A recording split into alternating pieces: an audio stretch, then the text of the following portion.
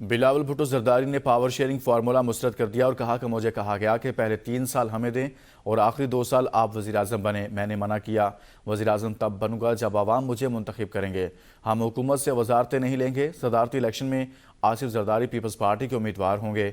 बिलावल भुट्टो ने कहा, जीतने और हारने वाली सियासी जमातें एहतजाज कर रही हैं। जो धांधली के बावजूद नहीं जीत सकते वो भी एहतजाज कर रहे हैं। एक फॉर्म 45 एक ऐसा भी है जहां जाला जीता है मगर आज़ाद उम्मीदवार को कामयाब करार दिया है।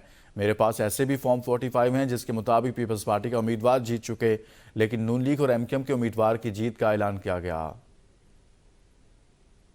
मैं कोई अपने लिए वज़ारत उज़्मा मांग नहीं रहा हूं। मुझे कहा गया है कि पहले 3 साल हमें दे दे, आखिरी 2 साल आप वजीर आजम बने।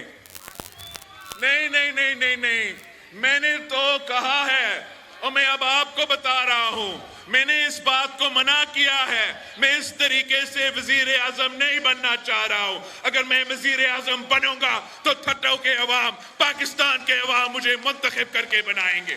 जो तानली के बगैर नहीं जीत सकते वो भी आजकल एहतजाज कर रहे हैं और अब वो कहते हैं कि वो